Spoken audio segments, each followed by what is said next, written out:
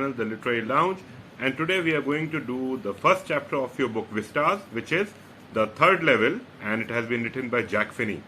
Now, as you can see on the screen, the first question, this is actually a pre-reading question. Have you ever had any curious experience which others find hard to believe? So this story is about, an experience which the narrator Charlie shares with us about his curious experience. Okay, so let us quickly begin the chapter. The presidents of the New York Central and the New York, New Haven and Hartford railroads will swear on a stack of timetables that there are only two. Right? So the presidents of all these railroads, जैसे हमारे यहाँ भी north eastern railway है, northern railway है, ऐसे ही यहाँ भी अलग अलग नाम है रेलवेज के, अलग अलग जो जोन के हिसाब से रेलवेज होते हैं, वैसे यहाँ भी जोन्स के हिसाब से हैं. न्यूयॉर्क सेंट्रल है, न्यूयॉर्क है, न्यू हेवन है एंड हार्टफोर्ड रेलरोड्स है. इनके जितने भी सबके प्रेसिडेंट्स हैं वो क्या कर सकते हैं, कसम खा सकते हैं. दे विल स्वेयर, स्वेयर का मतलब होता है कसम खाना. On a stack of time table, stack मतलब ढेर, चट्टा, किसी चीज का ढेर लगा हुआ. So they can swear on a stack of time tables. तो वो इस टाइम टेबल के चट्टे पे हाथ रख के कसम खा सकते हैं. क्या कसम खा सकते हैं? That there are only two, कि सिर्फ दो लेवल हैं. But I say there are three, but the narrator says that there are three. What three?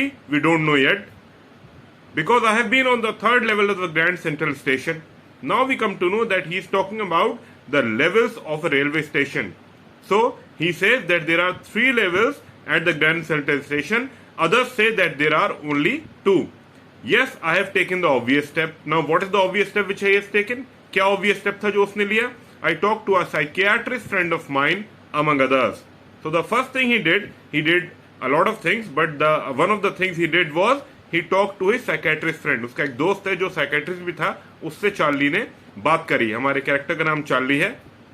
I told him about the third level at Grand Central Station, and he told him about this कि मुझे third level मिला है grand Central station का. ये बात उसने अपने psychiatrist friend को बता दी. And he said it was a waking dream wish fulfillment. And what did he say? Psychiatrist ने क्या कहा कि तुम दिन में ख्वाब देख रहे हो, ऐसा हो ही नहीं सकता. It is not possible.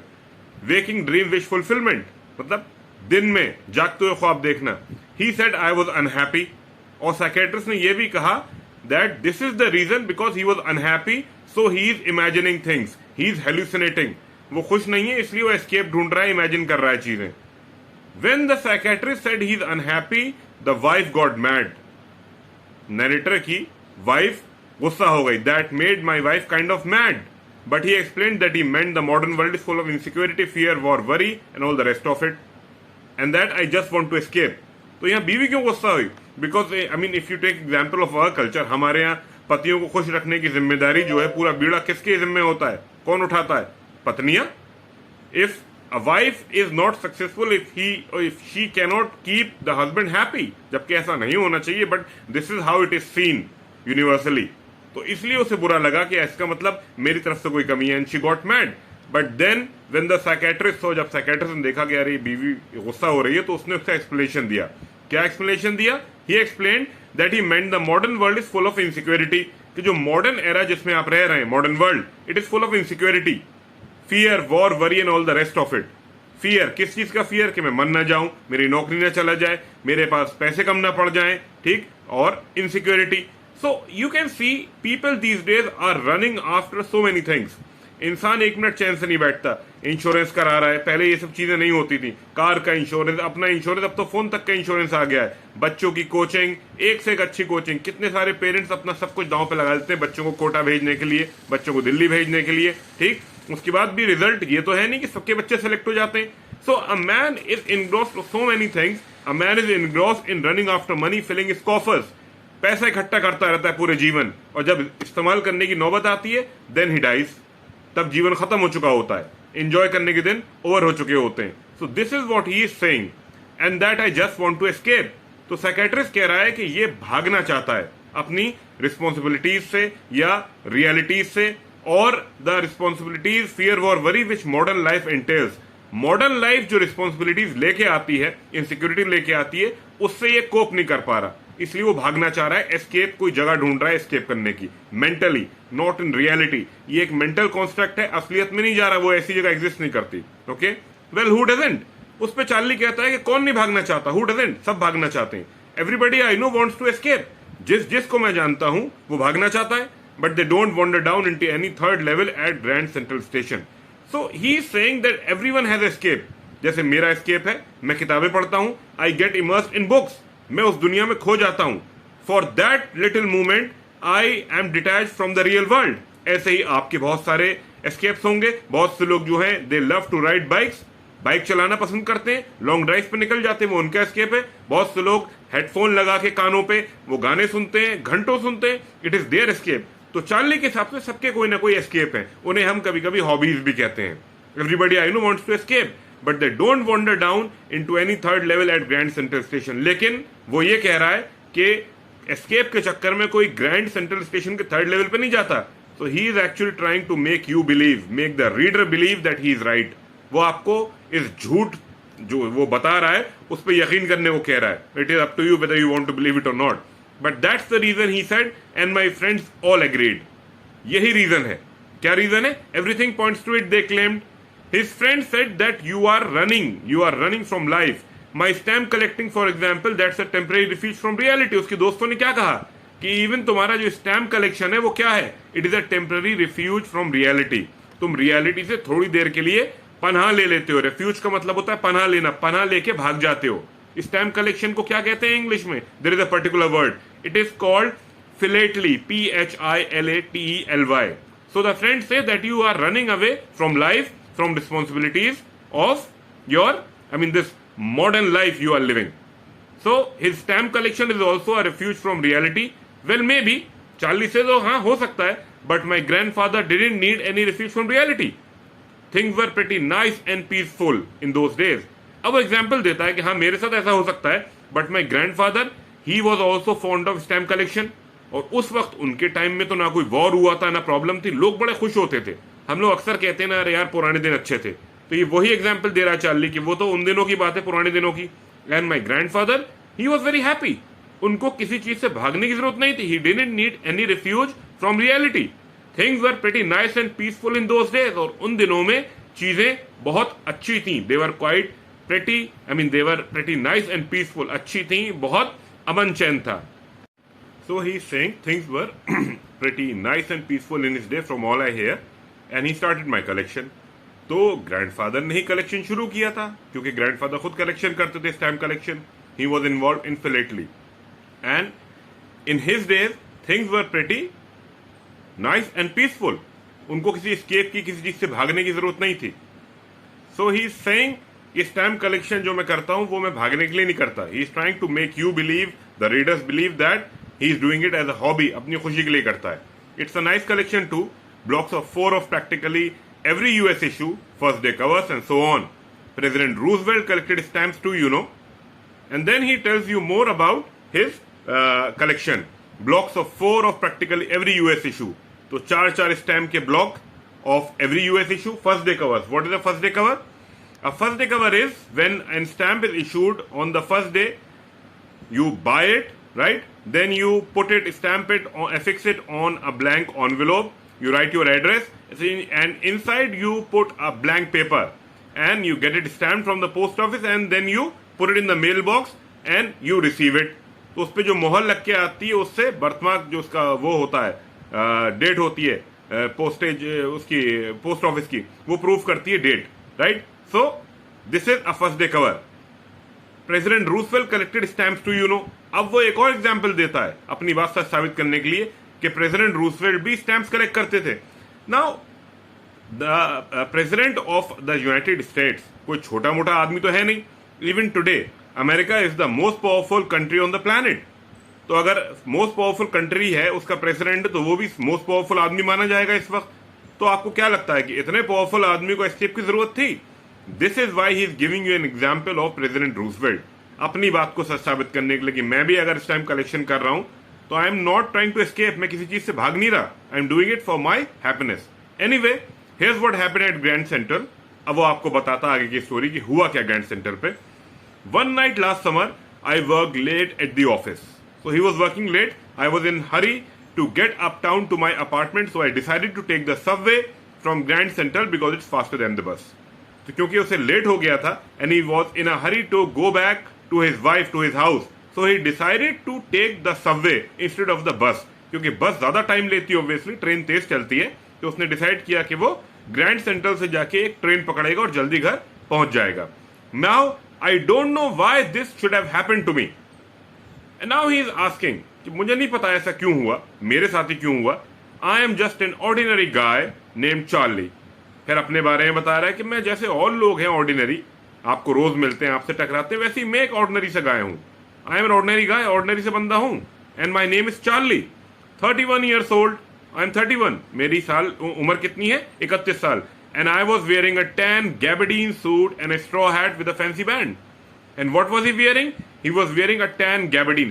Gabardine एक बहुत ही thick मोटा कपड़ा होता है, कॉटन ही होता है. Tan refers to brown, brown color को कहते हैं. So he was wearing this tan gabardine suit and a straw hat. Straw hat वो जो सरकंडे के ऊपर लकड़ी सी होती है बारीक, उससे बनाया जाता है. Straw hat with a fancy band. And here there was a fancy band, okay, below the crest of the hat. I passed a dozen men who looked just like me. और उसको जो लोग क्रॉस कर रहे थे, रास्ते में जो भी मिल रहे थे, वो उसी जैसे लग रहे थे। ऑब्वियसली हम लोगों को भी रास्ते में, अब मैं पैंट शर्ट पहन के निकल रहा हूं, मुझे 100 लोग मिलते हैं पैंट शर्ट पहने हुए। I mean most of the people there, I mean we look alike.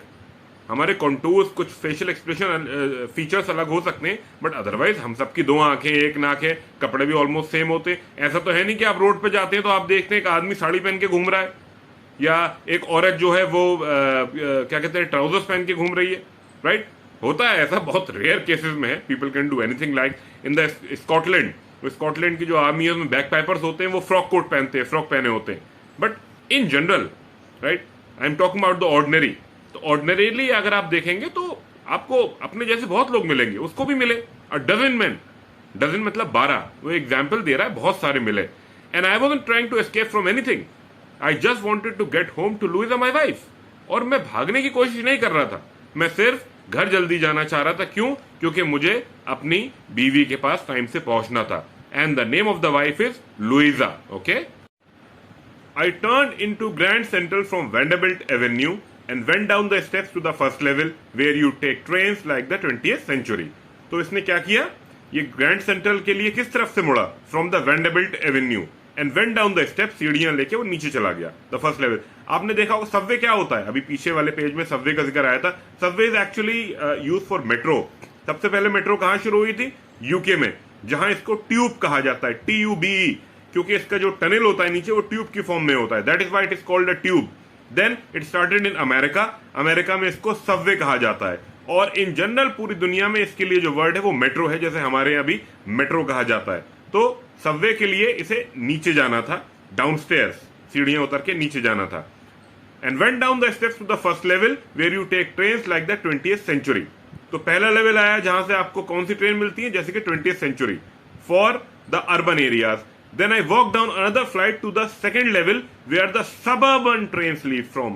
तो 20th century जैसी ट्रेन जो कि फर्स्ट लेवल से मिलती है, वहां से आप कहां जा सकते हैं? अर्बन एरियाज में। और सब अर्बन जैसे सेमी अर्बन जो होता है, उन एरियाज में जाने के लिए इसे सेकंड लेवल जाना था चार्ली को, right? Where the suburban trains leave from, ducked into an arch doorway. तो ये नीचे गया, सेकंड लेवल पे गया, फिर इसे एक आर्च ऐसे होता है, आपने देखा होगा, बड़े बड़े द्वार होते हैं किसी की याद में, किसी की मेमोरी में, तो उसके ऊपर एक ऐसे शेप बना दिया जाता है, that is called an arch. So he डग्ड into that arch doorway, झुक के, डग्ड मतलब थोड़ा झुक के जाना, डग्ड into an arch doorway heading for the Subway and got lost. तो ये ट्रेन लेने जा रहा था उस डोरवे से, लेकिन ये वहां खो गया, ट्रेन तो मिली नहीं, ही गॉट लॉस्ट और कहीं और निकल के आ गया, he came out some place else. That's easy to do. And then he says ये बहुत आसान है, आए दिन ये होता रहता है मेरे साथ, लोग भी करते हैं। I have been in and out of Grand Central hundreds of times. तो अब अपना बता रहा है एक्सपीरियंस कि मैं ग्रैंड सेंट्रल से अंदर बाहर जा चुका हूं कितनी बार, सैकड़ों बार। I have been in and out, right, of this station, but I am always bumping into new doors and stairs and corridors. But there were a lot of times when I have bumped into a lot of new doors and corridors। और कई बार ऐसा हुआ है कि मुझे नए रास्ते मिल जाते हैं, नए दरवाजे मिल जाते हैं, नई सीढ़ियां मिल जाती हैं जो पहले नहीं देखी होती मैंने, new, okay. Once I got into a tunnel about a mile long and came out in the lobby of the Roosevelt hotel. एक बार क्या हुआ, ये एक सुरंग में चला गया, सुरंग कितनी लंबी थी? Almost a mile long tunnel, and came out in the lobby of the Roosevelt hotel. और कहां निकला आके? रूजवेल्ट होटल की लॉबी में, फॉयर में। फॉयर आपको पता है, जैसे हमारे बहुत सारे स्कूल्स में जो वो सेंट्रल लॉबी होती है जहां पर रिसेप्शन होता है और चीजें होती हैं, उसे फॉयर भी कहते हैं, right? Foyer, FOYER। So he came out in the lobby of the Roosevelt hotel. Another time I came up in an office building on 46th street. एक बार क्या हुआ, ये ग्रैंड सेंट्रल से निकल के कहां आ गया? He came up in an office building, एक ऑफिस बिल्डिंग में निकल आया। कहां पे थी office building? It was on the 46th street, 3 blocks away. Now this is, I mean, very hard to believe, but he is trying his best to make you believe whatever he is telling you is right. पूरी जान लगा रहा है आपको ये बताने में कि जो मैं कह रहा हूं वो सच है। Sometimes I think Grand Central is growing like a tree. तो कभी कभी मुझे क्या लगता है कि ग्रैंड सेंट्रल एक पेड़ की तरह बढ़ रहा है। रोज उसकी नई शाखें, नई ब्रांचेस निकल आती हैं, pushing out new corridors and staircases like roots, pushing out new corridors. और हर रोज ग्रैंड सेंट्रल नए रास्ते बना देता है, नए कॉरिडोर बना देता है, and it creates staircases like roots, और सीढ़ियां बन जाती हैं जैसे एक पेड़ की शाखाएं या ब्रांचेस बनती हैं। ऐसा पॉसिबल है? आपको लगता है कि कोई बिल्डिंग जो है कंक्रीट की बनी हुई वो अपने हाथ पर निकालने लगे, सीढ़ियां, कमरे, दरवाजे बढ़ाने लगे? No, it's not possible, but this is what he is. There is probably a long tunnel that nobody knows about, feeling its way under the city right now. फिर कहता है कि अभी भी, even right now, अभी भी हो सकता है ग्रैंड सेंट्रल अपने हाथ पैर बढ़ा रहा है। Even right now, there is a tunnel, okay, which is making its way under the city. अभी भी कोई सुरंग जो है वो अपने आप आगे बढ़ रही, रास्ता बना रही है। On its way to Times Square. कहां जा रही होगी? Time square. ही सपोजिंग, कह रहा है शायद टाइम स्क्वायर की तरफ जा रही होगी, and maybe another to Central Park. और शायद कोई और सुरंग भी बन रही होगी। ग्रैंड सेंट्रल अपने रास्ते बना रहा है, उसमें एक सुरंग और बन रही होगी जो कहां जा रही है? सेंट्रल पार्क की तरफ। And maybe because for so many people through the years Grand Central has been an exit, a way of escape. Maybe that's how the tunnel I got into. And then says, and maybe ये Grand Central सिर्फ मेरे लिए escape नहीं है, it is an escape for you also, for everyone, for so many people, because for so many people through the years, इतने सालों में बहुत सारे लोगों को ग्रैंड सेंट्रल एक एस्केप की तरह मिला है। Through the years Grand Central has been an exit, a way of escape. Life की रिस्पॉन्सिबिलिटीज, इनसिक्योरिटीज, फियर्स, वॉर और वरीज से एस्केप मिला है। Maybe that's how the tunnel I got into, और शायद मैं भी इस टनल में इसी तरह आ गया और खो गया। But I never told my psychiatrist friend about that idea. लेकिन मैंने अपने साइकेट्रिस्ट फ्रेंड को कभी इसके बारे में नहीं बताया। क्यों नहीं बताया? क्या लगता है आपको? Because he would have simply said, कह रहे नहीं तुम बेकार की बातें कर रहे हो, तुम पागल हो, ऐसे कैसे हो जाएगा, how is it possible, right? The corridor I was in began angling left and slanting downward, and I thought that was wrong. तो ये वो जो आज डोरवे से घुसा था अंदर, ठीक, खो गया आके, फिर इसे कॉरिडोर मिला, उस कॉरिडोर में जा रहा है। The corridor I was in began angling left. तो कॉरिडोर जो था, इट बिगैन एंगलिंग लेफ्ट, उल्टे हाथ की तरफ वो कॉरिडोर मुड़ने लगा, एंड स्लैंटिंग डाउनवर्ड, उल्टे हाथ पे मुड़ने के साथ साथ उसका स्लोप नीचे जा रहा था। It was a downward slope, ढाल हो गया था जो कि नीचे की तरफ जा रहा था। And I thought that was wrong. और इसे 1 मिनट को लगा, हम जिस रास्ते पे अक्सर जाते हैं हमें पता होता है, हमें रास्ते याद होते हैं, ठीक, तो उसे लग रहा था कि ये रास्ता सही नहीं है, शायद ये गलत है। हम में से कोई होता, अगर गलत लगता हम रुक जाते, we would have come back, but this fellow kept on moving. यहां भी ये जाहिर होता है कि ये झूठ बोल रहा है, even though he is trying to his fullest to make you believe, लेकिन इससे साफ पता चलता है कि ये झूठ बोल रहा है। But I kept on walking, so Charlie kept on walking. जबकि उसे पता था कि ये गलत जा रहा है रास्ता, उसे एहसास हो रहा था, तब भी वो चलता रहा। All I could hear was the empty sound of my own footsteps and I didn't pass a soul, and the corridor was empty. तो आप जब किसी कॉरिडोर में अकेले चल रहे हो तो आपको अपने चलने की, या आप खांसेंगे वो तक आवाज आपको एको करेगी। It resonates, RESONATES, it resonates your voice, even your footsteps. So he could hear the empty sound of his own footsteps. अपने ही कदम की चाप उसे सुनाई दे रही थी बार बार। And I didn't pass a soul. Didn't pass a soul का मतलब क्या है? कि कोई भी आत्मा नहीं मिली? No, soul is used for humans. इंसानों के लिए यूज हुआ है, आत्मा कहां से आएगी वहां पे भाई, right? So he didn't pass a soul. कोई नहीं मिला उसे, वो अकेला था उस कॉरिडोर में। Then I heard that sort of hollow roar ahead, that means open space and people talking. फिर उसे आगे से कुछ बहुत हॉलो रोर सा, एक खोखली सी, जैसे आप कॉरिडोर में हो, वो आगे जाके कोई खुला हो तो बाहर का शोर जो है वो छन के आता है, right? It seems like a roar but it seem also feels like hollow, खोखला जैसे। आप अगर वॉशरूम में होंगे अगर, ठीक, तो आपको आवाज गूंजेगी। तो वो बाहर से जो आवाज हो रही थी, कॉरिडोर में भी ऐसी आवाज आती है गूंजने वाली, इको वाली, जब वो ओपन हो रहा था वहां से लोगों के बोलने की आवाज गूंजती हुई आ रही थी। That kind of hollow roar ahead, that means open space and people talking. तो उसे अंदाजा हो गया था कि आगे जाके कॉरिडोर कहीं खुल रहा है और लोग भी हैं, बातें कर रहे हैं। तो इसको ये लगा कि चलो भाई मैं गलत नहीं आया, मैं सही हूं, आगे लोग हैं, आवाज आ रही है। The tunnel turn sharp left, फिर टनल एकदम से, वो जो कॉरिडोर था वो उल्टे हाथ को मुड़ गई। It was a very sharp left, धीरे धीरे नहीं मुड़ा, एकदम से मुड़ गया। I went down a short flight of stairs and came out on the third level at Grand Central Station. तो एक छोटी सी सीढ़ियों का एक वो था, स्टेयर्स केस था, जिसमें 5, 6, 7, 8 सीढ़ियां होंगी। वो उतर के ये गया और कहाँ आ गया? He came out on the third level of the Grand Central Station. Finally, for just a moment I thought I was back on the second level. एक मिनट को चार्ली को लगा कि शायद ये दोबारा सेकंड लेवल पे आ गया है। लेकिन ये याद रखिएगा, ये सब आपको जो क्रिएट कर रहा है इसलिए कर रहा है ताकि आप यकीन करने में मजबूर हो जाए। This is, I mean, he is very charming. He has very strong powers of persuasion and storytelling. ठीक, तो ये ध्यान रखिएगा। So I thought I was back on the second level. मुझे लगा कि मैं दोबारा सेकंड लेवल पे आ गया हूँ। But I saw the room was smaller. लेकिन इसने देखा कि रूम जो है वहां पे वो छोटे हैं साइज में।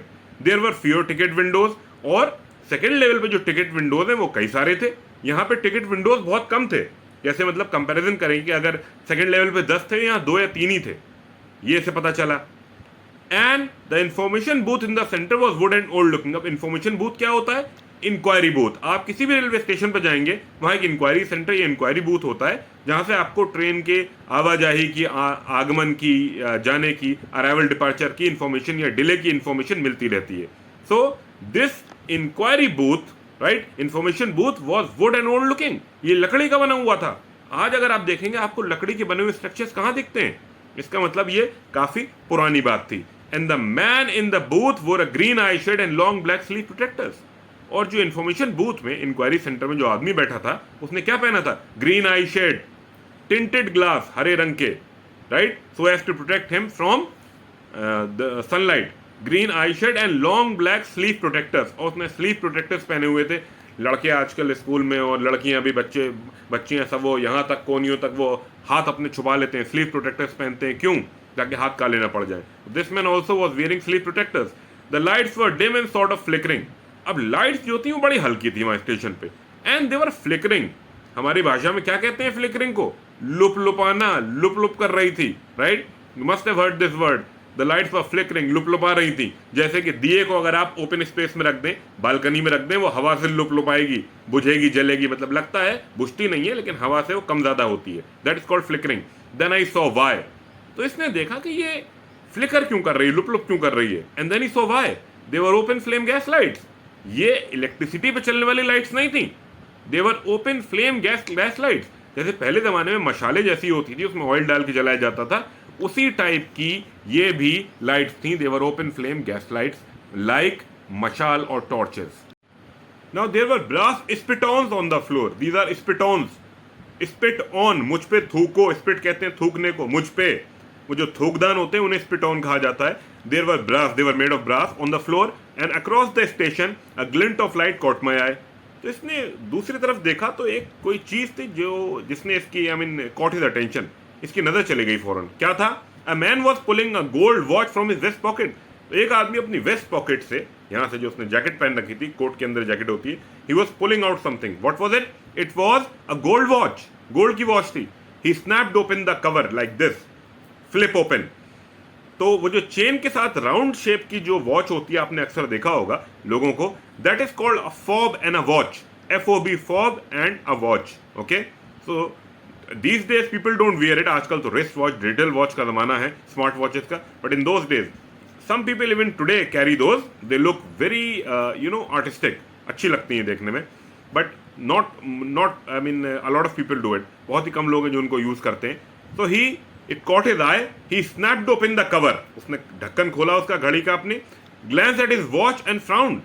और देखा उसे और यूं उसकी भवें चढ़ गई। फ्राउनिंग, ये जो आपकी ये आईब्रोज है ना, ये ऊपर नीचे होती हैं, दैट इज कॉल्ड फ्राउनिंग।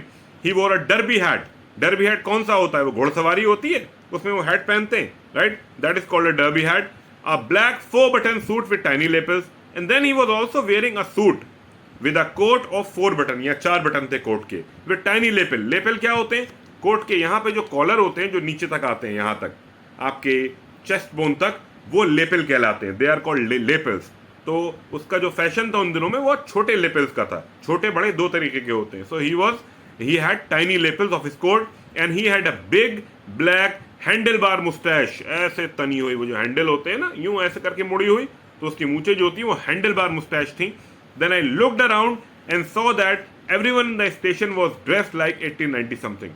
फिर उसने आंखें इधर उधर उठा के देखा, तो वहां हर कोई जो कपड़े पहने हुआ तो ऐसा लग रहा था 1890s के आसपास का टाइम था, और वो सारे लोगों ने वैसे कपड़े पहन रखे थे। I never saw so many beards sorry side burns and fancy moustaches in my life. तो मैंने कभी भी इतनी सारी दाढ़ियाँ, साइड बर्न क्या होती हैं? कलमें आपकी, ये जो कलम होती है ना, जो नाई काट देता है कैंची लगा के, इसे साइड बर्न कहते हैं। And fancy moustaches in my life. और मूछें भी अलग अलग तरीके की। मूछें हो तो नथुराम जैसी, तो वहाँ नथुराम, अथुराम, सत्तुराम, हर तरीके की मूछें थी, राइट। उसने कभी भी इतनी फैंसी मुस्टैशेस नहीं देखी थी एक साथ। A woman walked in through the train gate. एक औरत ट्रेन से निकल के आई, एंड शी वोर अ dress with leg of mutton sleeves. उसने जो ड्रेस पहन रखी थी, उसमें उसकी जो स्लीव्स थी, ये वो बहुत फूली हुई थी। पहले मूवीज में भी आपने देखा होगा, इंग्लिश मूवीज में दिखाते हैं, बड़ी फूली फूली जैसे हवा भर दी है। लेग ऑफ मटन स्लीव्स कहलाती हैं वो। And skirts to the top of her high button shoes. Skirts to the top, उसने बहुत ही ऊंचे जूते पहने थे जिनके बटन भी काफी ऊंचे तक थे। Way up above the ankle, गट्टे से भी काफी ऊपर तक उस जूते में बटन लगे हुए थे। जूता भी काफी ऊंचा था, right. High button shoes. Back of her out on the tracks I caught a glimpse of a locomotive. उसके पीछे नजर पड़ी, जो औरत थी उसके पीछे, उसने देखा कि एक लोकोमोटिव खड़ा हुआ था। ट्रेन का इंजन, लोकोमोटिव ट्रेन के इंजन को कहते हैं। तो उसने देखा, ग्लिम्प्स, एक झलक। It was a very small Currier and Ives locomotive with a funnel shaped stack, and then I knew. जब उसने देखा कि ये तो करियर एंड आइव्स है, और करियर एंड आइव्स बहुत पहले चलता था, अब नहीं चलता। यानी चार्ली जिस एज में रह रहा था उस एज में करियर एंड आइव्स नहीं था, right. It was may be a steam engine with a funnel shaped stack. तो उसका आगे का जो मुंह था, जहां से वो धुआं निकलता था स्टीम इंजन वाला, वो फनल के शेप में था, या आइसक्रीम का कोन के शेप में कह लीजिए। एंड देन आई न्यू, तब उसे समझ में आया कि he has come back in time, कि वो वक्त में, समय में बहुत पीछे आ गया है। To make sure I walked over to a newsboy and glance at the stack of papers at his feet. फिर उसने कहा चलो इस बात को कंफर्म करते हैं कि ये क्या मसला है। सारी इतनी पुरानी पुरानी चीजें दिख रही हैं, लोगों ने इतने पुराने कपड़े पहन रखे हैं, ये ट्रेन का जो इंजन है ये भी इतना पुराना है, और वो इंफॉर्मेशन बूथ भी लकड़ी का बना है। उसने कहा कंफर्म करता हूँ। तो वो चलता हुआ गया, एक बच्चा था जो न्यूज़पेपर भेज रहा था। I walked over to newsboy and glance at the stack of papers at his feet. उसने देखा उसके पैरों के पास जो ढेर लगा हुआ था न्यूज़पेपर का, वो देखा। It was the world. कौन सा न्यूज़पेपर था? The world. And the world hasn't been published for years, और वर्ल्ड अब सालों से पब्लिश नहीं होता, उसका पब्लिकेशन बंद हो चुका है। The lead story set something about president Cleveland. Cover page पे जो स्टोरी थी वो किसके बारे में थी? It was about president Cleveland. I found that front page since in the public library files and it was printed June 11, 1894। ये कब की न्यूज थी? The news was from June 11, 1894। और ये चार्ली ने ये न्यूज कहां देखी थी? He found it in the public library files in the present era. That means he has gone back to 1894, June 1894।